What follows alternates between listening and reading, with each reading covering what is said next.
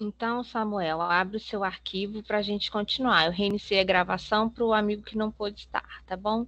Então, lá no nosso arquivo da sexta aula, a gente vai começar a falar sobre 3 assuntos. O primeiro assunto é a significação das palavras, né? Que são sinônimos, antônimos, homônimos, hipônimos e hiperônimos. Hoje também nós vamos falar da ambiguidade e da polissemia e também da inferência, tá bom? Ok? Você alguma vez já ouviu falar de algum destes assuntos, de sinônimos, de antônimos? Eu acho que sim, né? A gente sempre vê isso na escola, não é mesmo? E não são, assim, assuntos complicados, né? Assuntos muito difíceis, são assuntos tranquilos.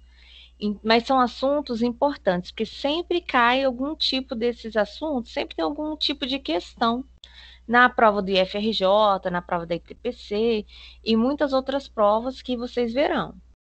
Então, no início da nossa aula, nós temos uma pergunta: o que é semântica? Semântica é uma palavra que se refere ao estudo do significado das palavras, tá bom? Então, para a gente conhecer o significado das palavras ou conhecer a semântica, nós precisamos estudar sinônimos, antônimos, homônimos e também a conotação e a denotação. Lembrando que a conotação e a denotação foi assunto que nós estudamos na aula 5, né, que se refere ao sentido das palavras, que nós estamos continuando hoje, não é mesmo? Então, o primeiro que nós vamos falar é sobre sinônimos. Sinônimos são palavras que têm significados iguais ou semelhantes. São palavras que mantêm uma relação de significado entre si. Então, por exemplo, casa, moradia e lar são palavras que têm significados muito próximos, têm um sentido muito próximo de uma palavra com a outra. Casa é sinônimo de moradia, casa é sinônimo de lar. Não é um significado igual completamente, mas é muito semelhante. Decidir e resolver, apreciar e gostar, são palavras que têm sentidos próximos, e essas palavras são chamadas de sinônimos. Já os antônimos são palavras que apresentam significados opostos, diferentes, antagônicos, um está oposto ao outro. Por exemplo, frio é antônimo de quente, masculino é antônimo de feminino, bom é antônimo de mal. Então, a gente está estudando os sinônimos e os antônimos. Os sinônimos são palavras que têm sentidos iguais ou parecidos. E os antônimos são palavras que têm o sentido oposto, como bom e mal. Tudo bem até aqui, Samuel? Até aqui tá tranquilo? Se tiver dúvidas, pode interromper, tá bom? Pode perguntar. Então tá, então vamos em diante.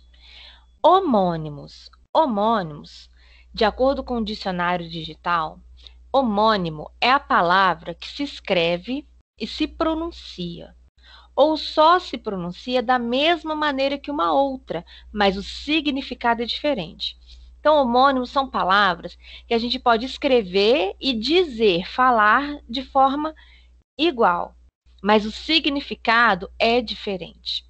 Então, as palavras homônimas podem ser homógrafas, são perfeitas, são aquelas palavras que a forma de escrever e a forma de falar são iguais, mas o significado é diferente. Igual quando a gente fala a palavra manga. A palavra manga, ela pode ser uma fruta, mas também pode ser a manga da sua blusa, né? A manga da camisa. Então, na palavra manga, você tem o quê? Um homônimo homógrafo. Por quê? Manga da camisa e manga fruta se escreve da mesma forma, se pronuncia da mesma forma, mas o significado é completamente diferente. E a palavra homônima também pode ser homófona. A palavra homônima, homófona, também pode ser denominada de imperfeita. Por quê? São palavras que tem a mesma pronúncia, mas o jeito de escrever e os significados são diferentes. Então, na homófona, que é imperfeita, somente a pronúncia é que é igual. O jeito de escrever e o significado é diferente. Como, por exemplo, na palavra sessão. Existe sessão com S no começo e C cedilha. Sessão com S no começo e dois S depois. Existe sessão que começa com C e faz dois S depois. Então, a palavra sessão, ela tem o jeito de escrever diferente, o significado diferente, mas o jeito de falar é igual. Eu falar sessão e ela ser escrita com dois S, e falar sessão e ela ser escrita com C cedilha, eu vou falar sessão da mesma forma. Então, o jeito de dizer, a pronúncia é igual, mas o jeito de escrever e o significado é diferente.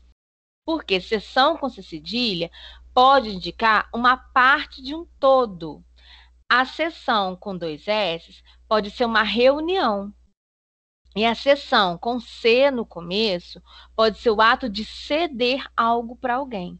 Então, é preciso que a gente saiba o sentido dessas palavras para, na hora de escrever, a gente conseguir dizer exatamente aquilo que a gente queria. Se a gente troca uma sessão pela outra, uma palavra pela outra, com sentido diferente, a gente vai estar incorrendo em erro no nosso texto. E também um erro de interpretação no texto que a gente está lendo. Por isso que a gente tem que conhecer o sentido das palavras. E existe a palavra homônima, que é heterófona. A palavra que tem a mesma grafia, mas a pronúncia e significados diferentes. Por exemplo, a gente dizer colher é um substantivo, a colher que a gente come. E colher, eu vou colher café hoje lá no cafezal. O verbo colher, no sentido de colher na horta, por exemplo, seria verbo. E colher seria um substantivo. Eu como com a colher, eu como com o garfo. Entendeu a diferença? Então, no caso das palavras homônimas, a gente precisa ter bastante atenção. A palavra homônima, homógrafa, é aquela que é denominada perfeita, pois tem a mesma grafia e a mesma pronúncia, significado diferente. A palavra que é homônima, homófona, é denominada imperfeita, porque são palavras que se pronuncia da mesma forma, mas o jeito de escrever e os significados são diferentes. Tudo bem? E a palavra heterófona tem a mesma grafia de outras palavras, mas a pronúncia e os significados são diferentes, tá bom?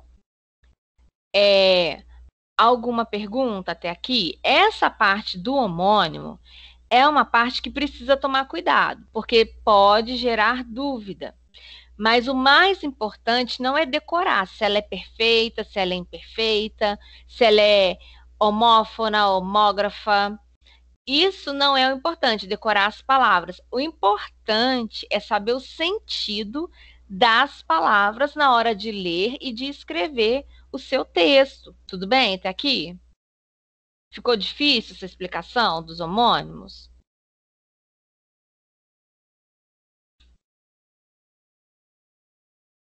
Não, tá ok? Pode interromper, tá? A única parte que é um pouquinho mais complicadinho, o resto é tudo fácil. Hipônimos e hiperônimos.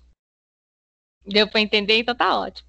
Hipônimos e hiperônimos. É o item 4 lá da nossa aula, tá bom? Deixa eu ver se a gravação continua. Continua, para o nosso amigo que pediu. Os hipônimos e os hiperônimos são palavras, né? Hiperônimo é uma palavra que apresenta um significado mais abrangente do que o do hipônimo. Então, o hiper é maior, o hipo é menor. Hiperônimo é uma palavra que tem um significado abrangente, maior.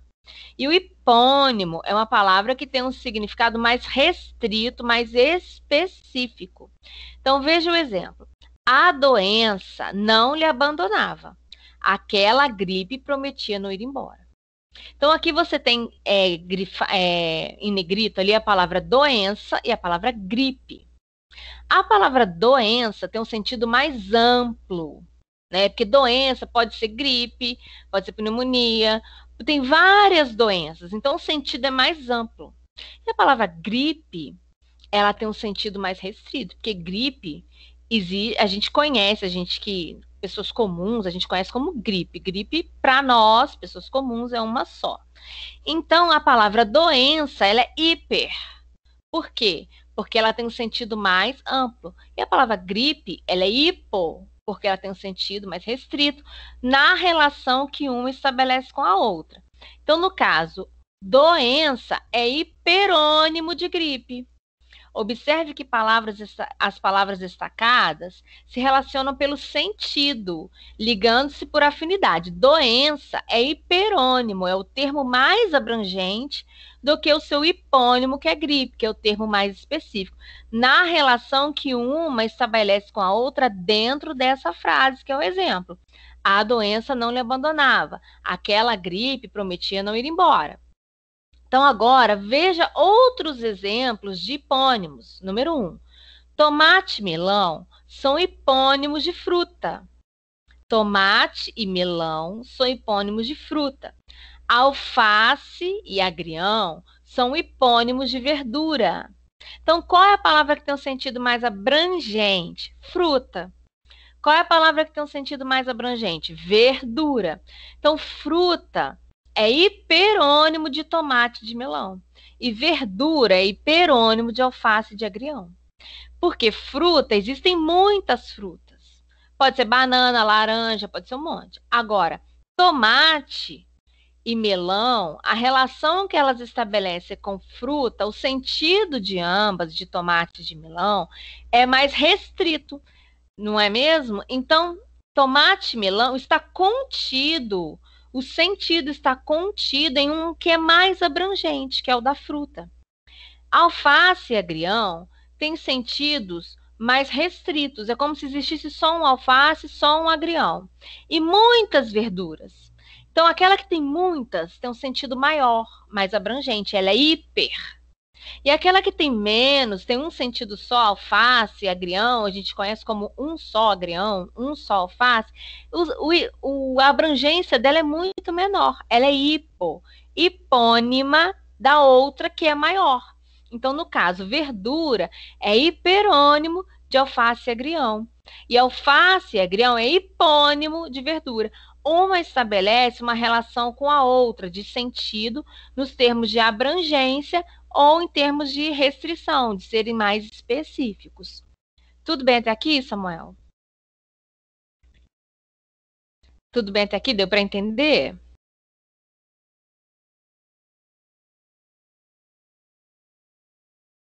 Então tá. Pode seguir em frente?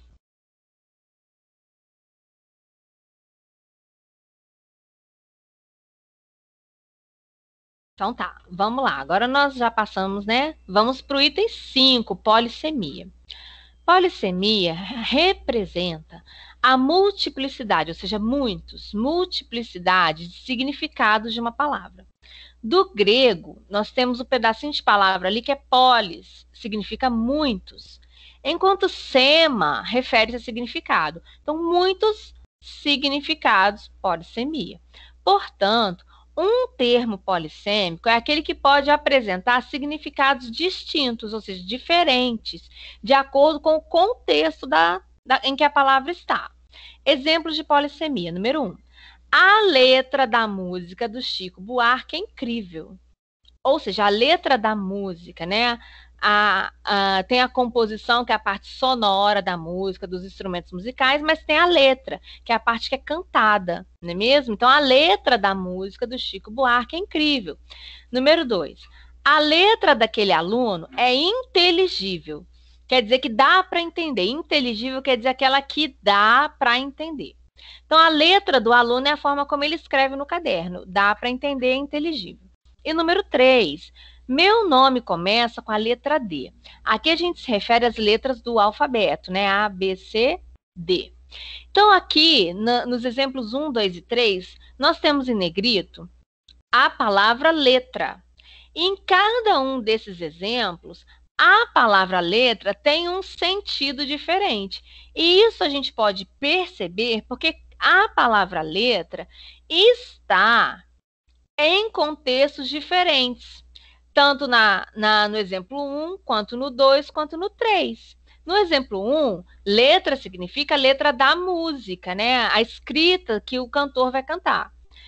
No número 2, a letra é a forma como o aluno escreve, que dá para entender. E número 3, refere-se às letras do alfabeto, aos sinais gráficos que existem no alfabeto, que se refere à letra D. Então, se a palavra letra, que está em negrito, palavra letra, estivesse sozinha, letra, a gente não ia saber de que letra está falando. Se é letra de música, se é letra do aluno, se é letra do alfabeto. A gente não ia saber que letra é. Se é qualquer letra, ou se é uma letra específica. A gente só consegue perceber pelo contexto. Então, muitas vezes, o sentido das palavras, o sentido acontece dentro do contexto. Por isso que a gente nunca pode desprezar o contexto de nenhuma palavra. Logo, constatamos que a palavra letra é um termo polissêmico, visto que abarca, que contém muitos significados e que eles são distintos dependendo da utilização ou dependendo do contexto. Assim, na frase 1, a palavra é utilizada como música, como canção. Na 2, significa caligrafia. Já na 3, indica letra do alfabeto. Apesar dos muitos significados, todos se relacionam com a ideia de escrita. Tudo bem? Tudo bem até aqui? Alguma dúvida que você queira perguntar?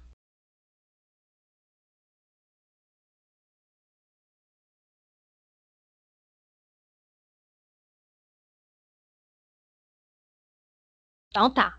Então vamos passar para a ambiguidade, que é pequenininho, número 6.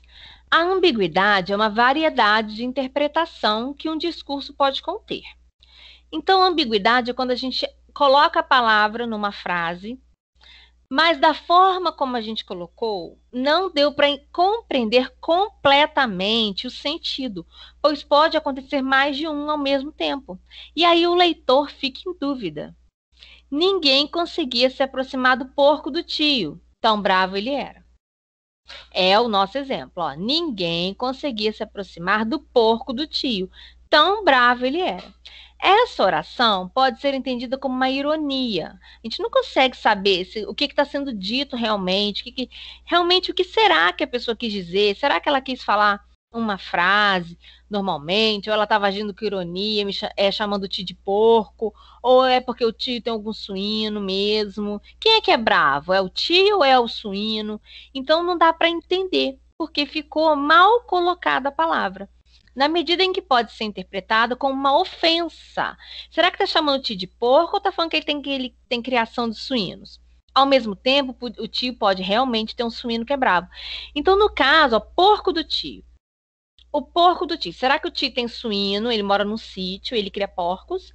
E esses porcos, um deles é bravo. Ou será que esse tio não tem muito hábito de higiene, ele de tudo é bravo? Não deu para perceber. Por quê? Porque ficou mal colocada a palavra, isso gerou ambiguidade. Agora nós vamos passar para a inferência, que é o item 7.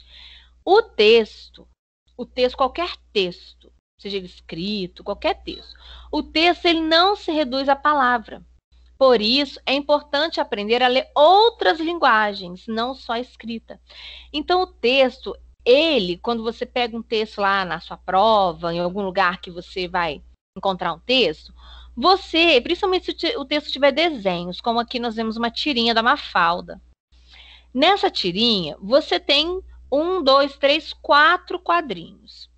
Em cada quadrinho, você tem uma apresentação de desenho e você tem balõezinhos para você entender.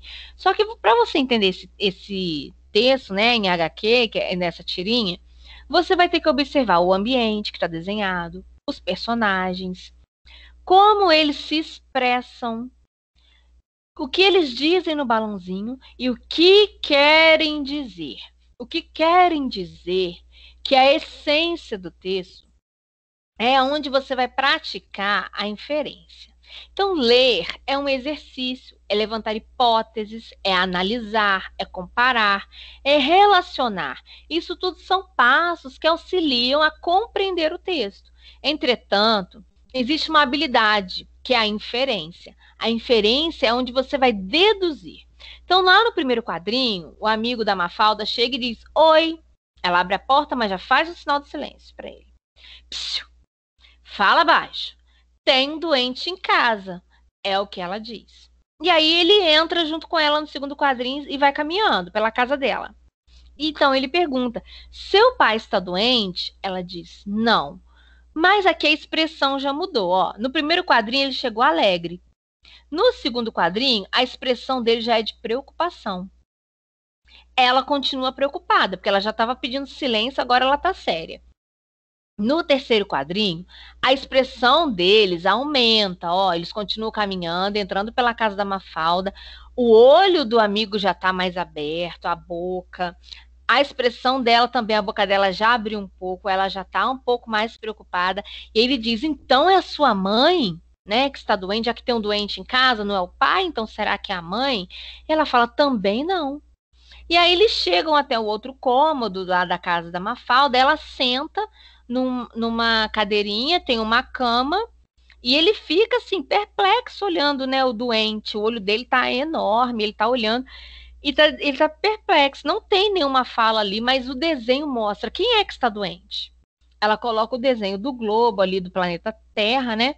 Em cima da cama, tem um travesseirinho, e ela tá ali, entre aspas, cuidando, pagiando o planeta, não é mesmo? Então a gente sabe assim que a Mafalda, né, o Quino é o desenhista da Mafalda, e a Mafalda o Quino, ele é argentino, né? Ele é um crítico. E ele criou a Mafalda para justamente fazer críticas à política, não só da Argentina, mas do mundo todo. E aí, dentro de política, são muitos os assuntos: economia, meio ambiente e etc. Então, nesse quadrinho, a gente percebe que no final do quadrinho, quem é que está doente é o mundo. E aí a gente vai usar a inferência para a gente poder perceber, ó, após uma leitura atenta de todos os quadrinhos, o que é possível concluir. Você percebe a profundidade da pergunta, né? Quem é que está doente? O objetivo da interpretação não é simplesmente descrever os fatos, mas acrescentar um sentido. Então, para encontrar a essência do texto, é preciso partir dos fatos e procurar o sentido que eles querem estabelecer. O fato apresentado na tira é que o mundo está doente, por isso precisa de cuidados. Isso é possível? Literalmente não. Fazer como a Mafalda fez, pegar o planeta e pôr na cama e pagiar, é impossível. Mas então, como é possível cuidar do mundo? Entretanto, se usarmos a linguagem conotativa, é possível inferir, ou seja, interpretar, deduzir, que o objetivo da tira era chamar a atenção das pessoas para a doença do mundo. Em que aspectos que o mundo está doente? Os mais diversos possíveis. A desigualdade social, a fome, guerra, violência, poluição, preconceito, falta de amor e etc. E agora faz algum sentido? Então agora pode ser que houve o entendimento de colocar o mundo ali na cama e a Mafalda pagiar.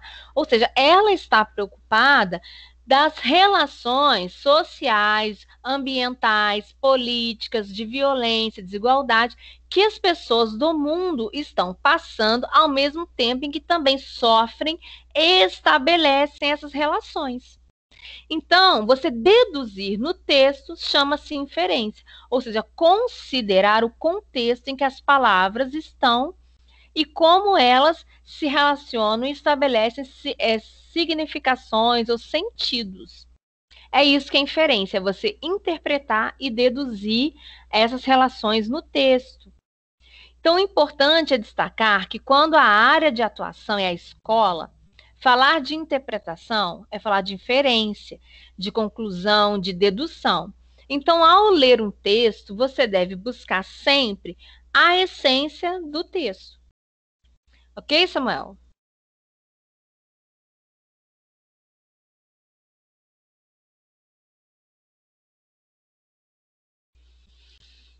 Foi difícil até aqui? Tá tranquilo?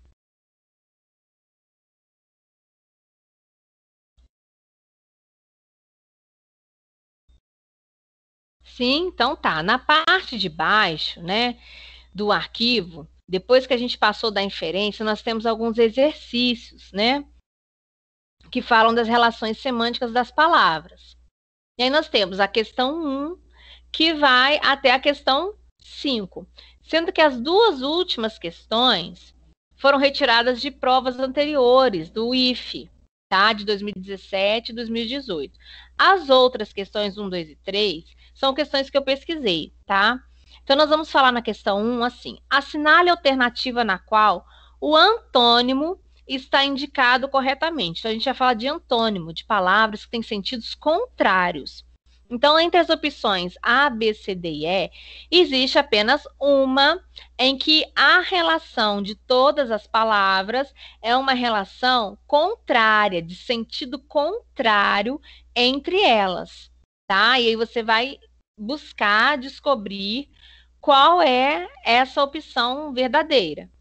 A questão 2 é um relacione as colunas de acordo com sinônimos. E sinônimos são palavras que são próximas, são iguais, muito semelhantes entre si por meio do sentido.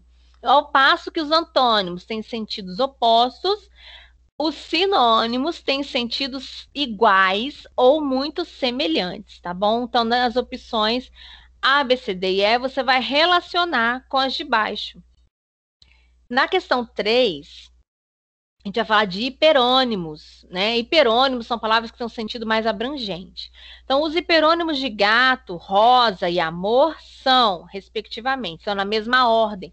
Quando diz respectivamente, quer dizer na mesma ordem. Você vai procurar de gato, rosa e amor. Você vai procurar o hiperônimo de gato, o hiperônimo de rosa e o hiperônimo de amor, né, nessas opções. E aí, nessa mesma ordem, gato, rosa e amor. E o hiperônimo também vai estar nessa mesma ordem. Então, qual seria o hiperônimo de gato? Gato é uma palavra de sentido restrito, é um hipônimo. Hipônimo de quê? Rosa. Rosa é uma palavra também de sentido restrito. Então, qual seria a palavra nessas opções que tem o sentido mais amplo, que abrange a palavra rosa? E amor também. Amor tem um sentido restrito e o seu hiperônimo tem um sentido mais amplo. Então, quando a gente fala de amor, será que a gente fala de um sentimento? Quando a gente fala, né, de rosa, a gente está falando de quê? Qual seria o sentido mais amplo? E gato? Qual é o sentido mais amplo dentro dessas opções que você possui? Também apenas uma resposta correta. Na questão 4, a interpretação textual, nós podemos percebê-lo na prova de 2018 do curso integrado IFRJ. Então, nessa imagem, né, do Clóvis, nós podemos perceber. Dois passarinhos estão conversando e o ambiente, né, nos mostra lá no fundo uma cidade, tem muita fumaça ali, pode ser poluição, né? E onde eles estão num galho seco de uma árvore. E embaixo a gente vê muitas árvores cortadas, a terra bem seca, quase desértica, né? Um ambiente assim bastante desmatado e o caminhão com muitas toras, não é, de madeira. Então isso dá a entender que essas árvores foram cortadas e as toras estão sendo levadas. Nos leva a perceber uma exploração, né, do meio ambiente. Lá atrás uma cidade que possivelmente avança. É mais ou menos assim, meu filho, diz o passarinho amarelo. Eles sujam a água, consomem seus recursos naturais, poluindo o ar. Tudo isso para gerar dinheiro. Com o dinheiro, eles vivem melhor, pois podem cuidar da saúde e também podem se alimentar. Aí o passarinho pequenininho, que é o filhinho ali, né, quase não tem peninha direito, ele pensa, tá, só não entendi porque são chamados de racionais, né? Então, por quê? Ele está fazendo uma crítica. Se os passarinhos são chamados de irracionais e os humanos são chamados de racionais, que são aqueles que pensam, por que será que eles são racionais se eles destroem o lugar onde eles vivem, né? Então, ali ele coloca esse pensamento, né?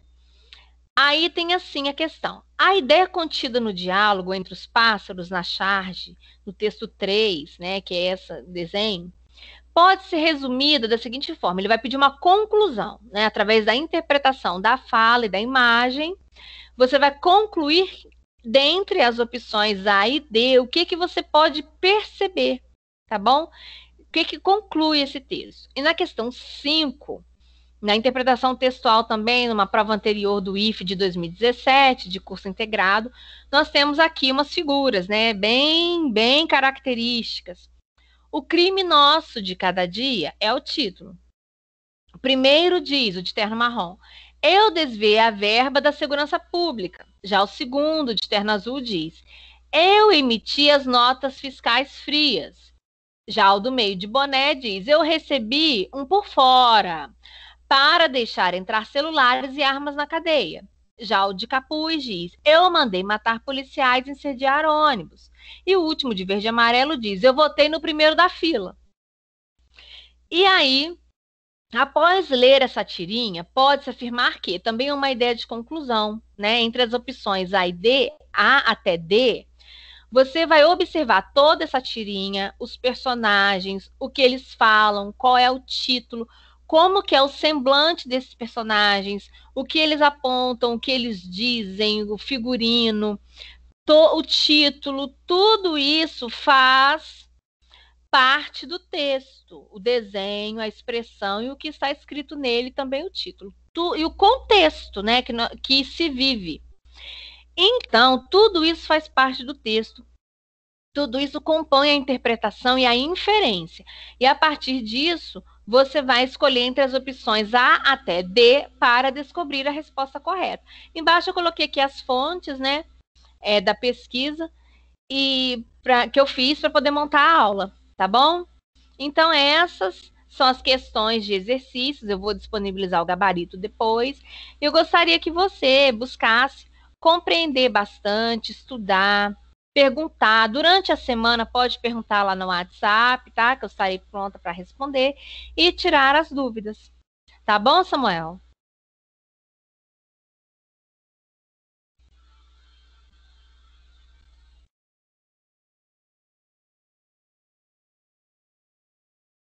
Então tá. Ficou alguma dúvida até aqui?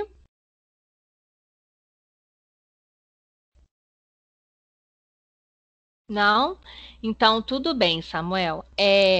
Pode falar.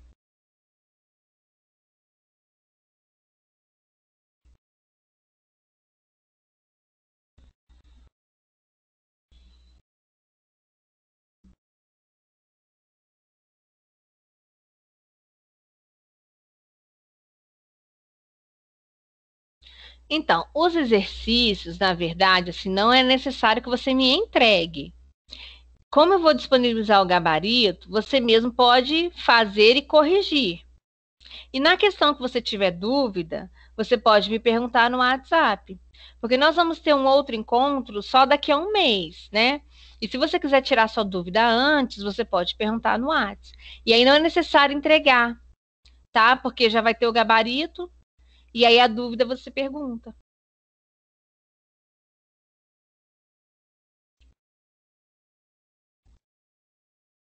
Então tá? Então tá bom. O que que você achou da aula?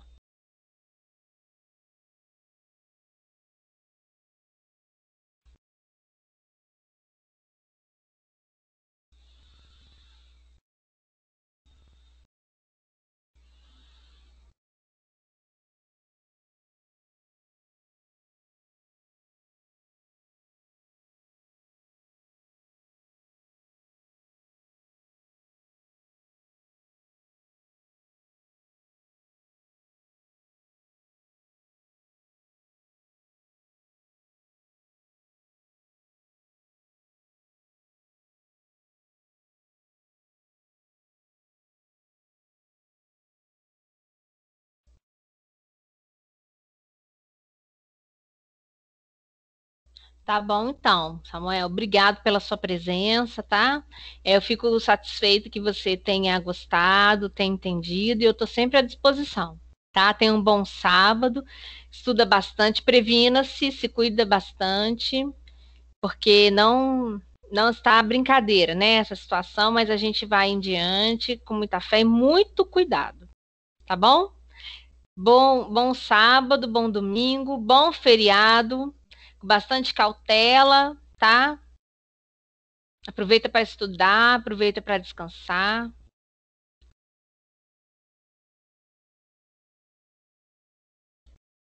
Muito obrigada, Samuel. Um beijo, tá? Tchau, tchau. Foi um prazer estar com você.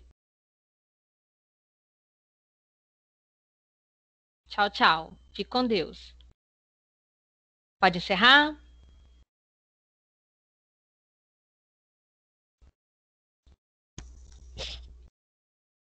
Tá bom. Tchau, tchau.